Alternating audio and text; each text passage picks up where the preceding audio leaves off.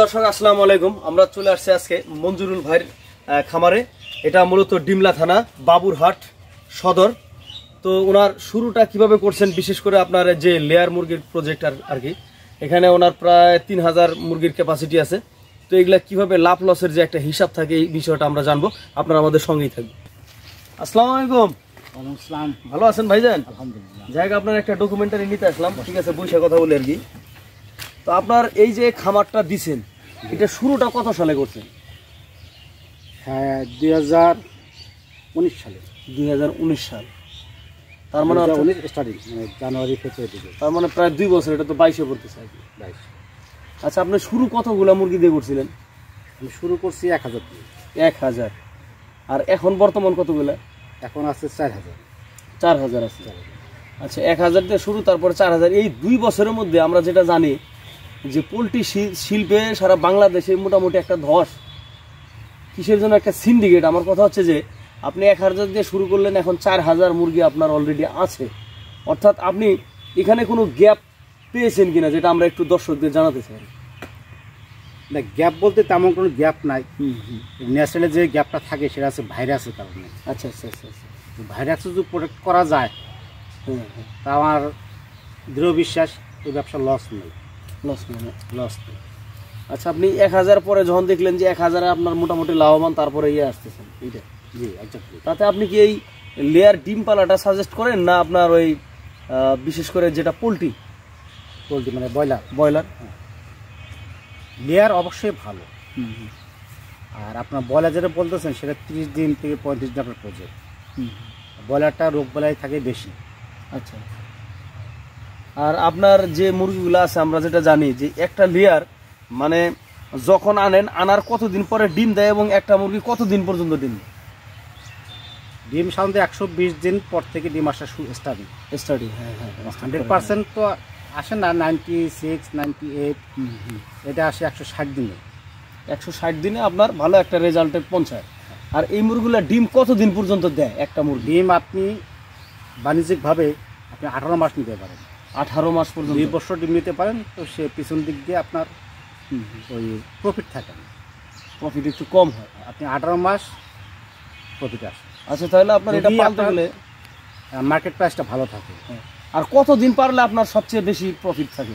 মানে কতদিন পর্যন্ত আমি বয়সে ডিমটা নিলে প্রফিটটা থাকবে বেশি? প্রফিটটা আপনার আছে মুরগি যত বয়সে ডিম নিবেন, স্টার্টিং ডিমগুলোর সাইজ ভালো হয়। একটা ডিমের স্ট্যান্ডার্ড ওয়েট 65 গ্রাম। আচ্ছা আচ্ছা আচ্ছা, স্ট্যান্ডার্ড। এটা বড়। 65-এর নিচে হলে এটা ছোটো ধরা হয়। আচ্ছা, সেক্ষেত্রে আপনি যেখানে সেলস দিবেন ওরা কমিশনে মাল দেন, ওটা কম বেশি আছে, দাম কম বেশি। হ্যাঁ, মুরগির বয়সটা তো বেশি মেসড হয়, সেক্ষেত্রে আপনার ডিমের ওয়েট আসবে 65। আচ্ছা আচ্ছা গ্রাম। আচ্ছা, আমরা জানি যে আপনার এই যে ডিমের যে একটা মানে আমরা যেটা জানি আর কি, শুনছি অনেক খামারের কাছে যে একটা সিন্ডিকেট থাকে, বিশেষ করে খাদ্য কেনা বেচায়, তারপরে আপনার দেখা গেছে ডিম বিক্রি করতে। এই ধরনের কোনো সমস্যার সম্মুখীন হয়েছেন কিনা আপনি? সিন্ডিকেট তো অবশ্যই আছে, প্রতিটা সেক্টরই কম বেশি আছে। হ্যাঁ। এইটা মূলত আমাদের এরিয়াটা কাজের নিয়ন্ত্রণ। আচ্ছা আচ্ছা আচ্ছা। তো কাজী যে রেট দিচ্ছে, কাজী তো একাই দিচ্ছে না, কারো গ্রুপ করে দিচ্ছে ইচ্ছা মতন। আমাদের ডিম প্রতি কষ্ট আসে, যে কষ্ট আসে মার্কেট প্রাইসও ওইটা। আচ্ছা, আপনি ঠিক আছে, বুঝলাম তাহলে বিষয়টা লাভ লসের একটা বোঝাগুলো। তবে আপনাদের যে এই যে বাচ্চাটা আনছেন, এই বাচ্চাটার প্রাইস কত করে নিয়েছিলেন? প্রাইস তো এটা ওই ইকুয়াল থাকে না, আপ ডাউন করে। আমি নিচে 32 টাকা করে। 32 টাকা করে। 32 টাকা করে। তাহলে আপনার এই কোন কোম্পানির বাচ্চাটা আপনি সাজেস্ট করেন আমাদের, যারা বিশেষ করে নতুন তরুণ উদ্যোক্তা আছে, খামারি আছে? আমি তো সিপি করছি। হ্যাঁ। আর এবার তুলছি নাহার আর সিপি করছেন, কিন্তু ভালো কোনটা বুঝলেন? কাজী, নাহার, সিপি? অবশ্যই সিপি ভালো।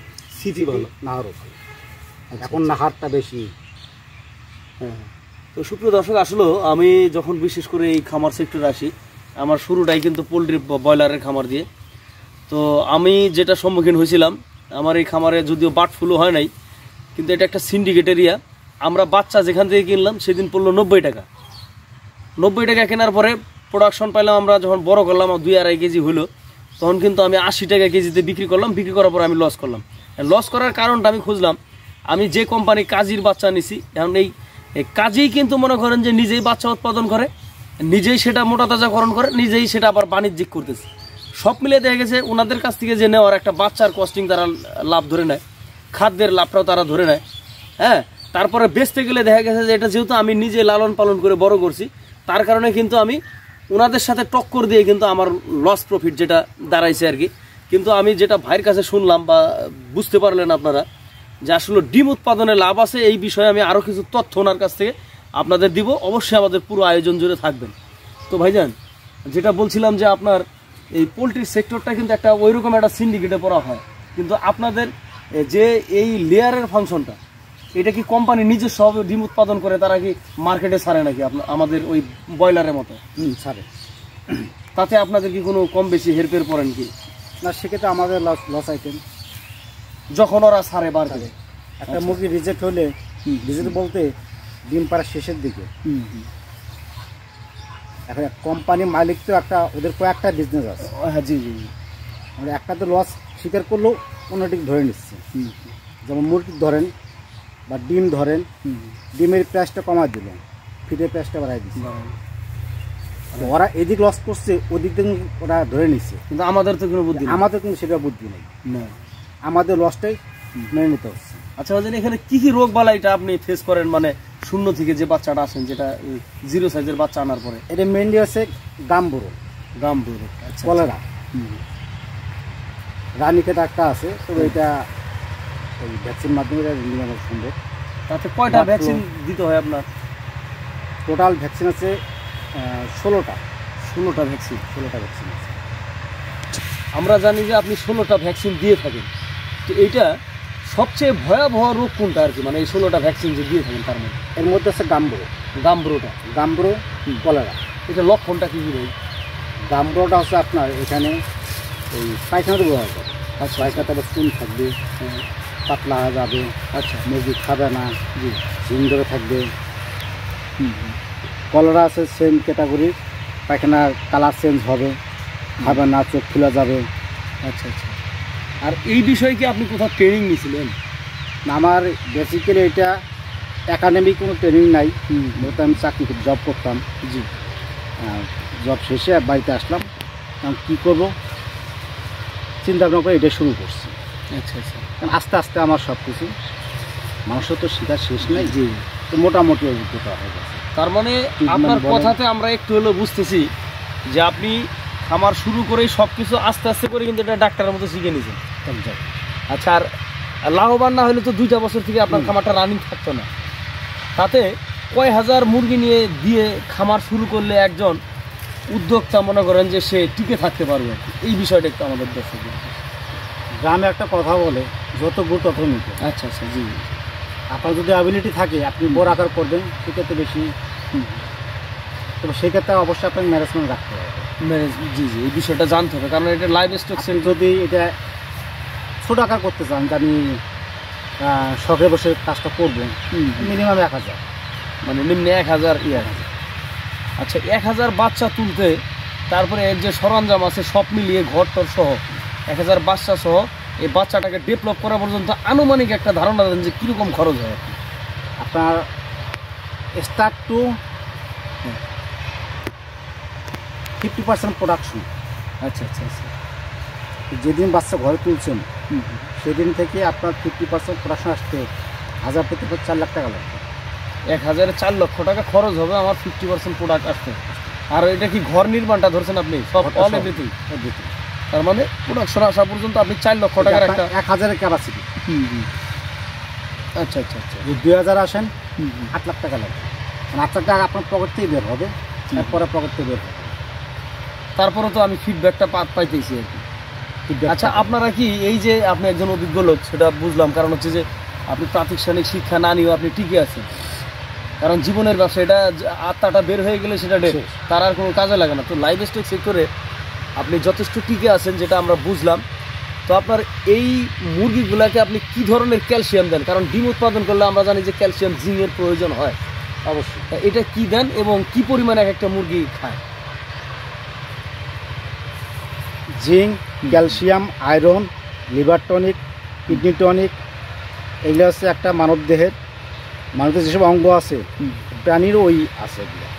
জি। জিঙ্ক খাওয়াইতে হবে তার শরীরে পালকটা ঠিক রাখার জন্য। পালক একটা গাজাবে এটা আবার পড়ে যায়, জিঙ্ক সেটা ফিল আপ দিবে। জি। ক্যালসিয়াম মুরগির হাড় দৈহিক গঠন ঠিক রাখবে। আয়রন মুরগির শরীরে যখন ডিম পারে তখন প্রচুর আয়রনের ক্ষয় হয়। জি। আয়রন খাওয়াইতে হবে। কিডনি টনিক আমরা যেসব ভিটামিন খাওয়াই, অ্যান্টিবায়োটিক খাওয়াই, এটা হচ্ছে আপনার কিডনিতে এফেক্ট করে। জি জি।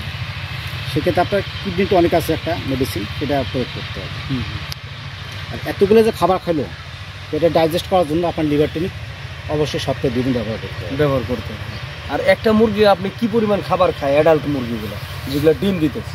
এটা 110 গ্রাম থেকে 115 গ্রাম। এটা আবার ডিপেন্ড করবে আপনার খাদ্যের কোয়ালিটির উপরে। আচ্ছা, এই যে 110 গ্রাম বা 15 গ্রাম ধরলেন আপনি হন, এটা আপনার এই 110 গ্রাম 15 গ্রাম খাবার প্লাস মেডিসিন সহ আপনার একটা ডিম উৎপাদনের সাথে মিল কতটুকু থাকে? কত টাকা খরচ হইলে একটা মুরগির পিছনে, আর একটা ডিমের বাজার মূল্য প্লাস মাইনাস কীরকম হতে পারে? একটা ডিম উৎপাদন করতে আপনার এখন 5.5 টাকা, 5 টাকা 60 থেকে 65 পয়সা। আচ্ছা আচ্ছা। তাহলে বিক্রয় মূল্য 5.5 টাকা বলতেছেন? 5.5 টাকা, 6 টাকা মানে ডিমটা বিক্রি। তাহলে খাদ্যটার দাম কত টাকা পড়তেছে? খাদ্য আর মেডিসিনটা আমার পার ডে? এখন খাদ্য আর মেডিসিন এটা ইনক্লুড আছে আপনার 5 টাকা 60 পয়সার মধ্যে। 5 টাকা 60 পয়সা পড়লে আর ডিমের রেজাল্টের সাথে তো আমার আসতেছে না, আমার যে একটা প্রফিট এটা তো কেমন হচ্ছে না মিলটা? এই যে বললাম, যে প্রথমে বললাম যেটা ডিপেন্ড করে বাজার মূল্যের ওপর, কাজের ইচ্ছা মতো রেট বসা দিচ্ছে। হ্যাঁ, তার মানে 5 টাকা 80 পয়সা, 5 টাকা 70 পয়সা, 5 টাকা 6 টাকা, 6 টাকা 20 পয়সা। তার মানে এখানে বোঝাগুলো যারা এগুলার হর্তাকর্তা যে উৎপাদন করতেছে তারাই এখানে কিন্তু একটা বাজার সিন্ডিকেট করে রাখছে। জি, যার কারণে আমরা খামারিরা কিন্তু প্রফিট হই না। খামারিরা আমরা এজন্য ধরে যাচ্ছি, কোনোভাবে ধরে আছি আর কি। খামারিরা এই যে আপনার প্রোটিন বলেন, প্রোটিনের যে চাহিদাগুলো, জি, প্রান্তিক খামারের চাহিদা মিটাচ্ছে। জি ভাই, এটা শুধুমাত্র প্রান্তিক খামারের জাস্ট একটু মানে অত বেশি যে প্রফিট তা না, কারণ খাদ্যের দামটা কিন্তু তাদের কাছ থেকে খাদ্যটা ক্রয় করতে হচ্ছে, মেডিসিনটাও কোনো কোম্পানির কাছ থেকে নিতে হয়েছে। তো যার কারণে আমরা আসলে সিন্ডিকেটে আসি এখনো, এটাই সত্য কথা, এটাই সত্য। আর যদি কোনো মহামারী আকার ধারণ করে তাহলে তো আরও মরণ, তাহলে আমাদেরই যাবে। তার মানে যেটা বুঝলাম যে আসলে লাইভ স্টক সেক্টরের মধ্যে আসলে আপনার এই খাতটা কিন্তু একটু ঝুঁকিপূর্ণ আছে, যার ব্যবস্থাপনা উপর লেভেল থেকেই খারাপ, এটাই তো মনে হচ্ছে, তাই না ভাইজান? হ্যাঁ, তাই বলা যায়, যেহেতু উপর থেকে নিয়ন্ত্রণ করতেছে প্রাইসটা। আর আমরা তো এই ডিমটা নিয়ে আশা করি, আচ্ছা আমরা ভালো পাবো। হ্যাঁ হ্যাঁ, আমরা অনেক খামারিরা দেখা গেছে যে আমরা এখন এই গরুর খাদ্য মিল্ক প্রোডাকশনের যেটা করি, দুধ উৎপাদনের জন্য আমরা তাদের বাজারের ফিটের আমরা দুধ উৎপাদন বেশি করতে পারতেছি, আমরা যেটা নিজস্ব ভাবে তৈরি করতেছি। খামারিরা এখন চালাক হয়েছে, তো আপনার যারা মোটা তাজা করতেছে তারাও কিন্তু এখন চালাক। কীভাবে মোটা তাজা করা লাগবে, মার্কেট প্রাইসের যে ফিডগুলো থাকে 40 টাকা 42 টাকা 45 টাকা কেজি, যেটা কিন্তু আমরা অ্যাভয়েড করে গরুটাকে কিন্তু এখন আমরা প্রায় মোটামুটি স্বয়ংসম্পন্ন আছি ইনশাল্লাহ, লাভের দিকেই। তো আমার প্রশ্ন হচ্ছে যে আপনি এই লেয়ারের ফিডটা কি আপনারা তৈরি করতে পারেন কিনা? তৈরি করা যায়। এইটার সুফলটা কেমন আছে? এটা সব আপনার রেডি ফিডের থেকে জি তৈরি ফিডটার সুফল হচ্ছে, রেডি ফিড তো আপনার সব মেডিসিন দিয়া তৈরি করছে। জি জি, একটা মুরগি যখন অসুস্থ হয় তখন ওই রেডি ফিডটা খাইলে জি মুরগি সুস্থ হতে সময় লাগবে। আচ্ছা আচ্ছা আচ্ছা, যেমন মুরগি পায়খানা শুলে পাতলা পায়খানা কিংবা মানুষ কিন্তু পাতলা পায়খানা হয় বা ডায়রিয়া হয়, জি ওই সময় আমরা ভিটামিন খাই না? না না, ভিটামিন খেলে সমস্যা, ওই সময় ভিটামিন অ্যাভয়েড করি, বন্ধ করি, সুস্থ হওয়ার পরে খাই। জি, কিন্তু এই মুরগিটা যখন রেডিফিড খাই, রেডিফিডের মধ্যে কিন্তু ভিটামিন অ্যাড করা আছে। রাইট। যখন আমরা এটা খাদ্যটা বানায় খাওয়াবো, বানানোর সময় দেখলাম মুরগি আমার অসুস্থ, জি, তখন আমরা ওইসব ওষুধ ওইসব ভিটামিন অ্যাভয়েড করি। খুব সুন্দর একটা কথা সুপ্রদর্শক, খুবই ইম্পর্টেন্টের কথা ভাই যেটা বলছেন, যে একটা মুরগি আমার অকক্সিডিসিস রোগ হয়েছে হয়তো, কারণ তখন কিন্তু তাকে যে বা রক্ত আমাশায়, তখন কিন্তু যখন এই মুরগিটাকে ওই রেডি ফিডটা খাবে, কারণ রেডি ফিডের মধ্যে কিন্তু সমস্ত প্রকার ভিটামিনের যে উপাদানগুলো থাকার দরকার সেটা থাকে। আর আপনারা জানেন যে একটা অসুস্থ প্রাণীকে মানে সুস্থ করার জন্য অ্যান্টিবায়োটিক ইউজ করা হয়, কিন্তু যখন সে ভিটামিন খাবে তখন কিন্তু সেটা আরও দুর্বল হবে, যেটা আমার ভাই খুবই সুন্দরভাবে খুব গুরুত্বপূর্ণ একটা কথা বলছেন। কাজে আপনারা এই জিনিসগুলো অবশ্যই আপনারা গেঁথে রাখবেন। আমরা এ পর্যন্তই আজকে ভাইজান, যদি নতুন তরুণ উদ্যোক্তার কিছু বলা থাকে আপনি একটু বলতে পারেন, তাহলে যেটা লাভ হবে কিনা বা তাদের 1000 নিয়ে বা কতটুকু নিয়ে আপনার শুরু করাটা বাঞ্ছনীয়, এই বিষয়টা যদি বলতেন ভাইজান। এটা তারা নতুন উদ্যোক্তা আছে, শিক্ষিত বেকার যুবক যারা আছে, আমি বলবো ওনারা আপনার এই ব্যবসা করতে পারেন, ভালো। তবে এটা নার্সিংটা বেশি গুরুত্ব দিতে হবে। জি, ফার্স্ট। Second, clean. আচ্ছা আচ্ছা, সবসময় ঘর ক্লিন রাখতে হবে, পরিষ্কার রাখতে হবে। জি, একদিনকে খাবার, বাসি খাবার, পরের দিনটা খাবার না, সরাই ফেলতে হবে। এটা খাইলে ডিজিজ শুরু হয়ে যাবে, বদহজম হবে, যেটা আমার মানুষের হয়, মুরগি বমি করবে। তবে সব মিলে এই ব্যবসা ভালো, আপনারা করতে পারেন নিঃসন্দেহে। আচ্ছা, আপনার মূল্যবান সময় নিয়ে আমাদের সময় দেওয়ার জন্য আপনাকে অসংখ্য ধন্যবাদ। ভালো থাকবেন, আসসালামু আলাইকুম।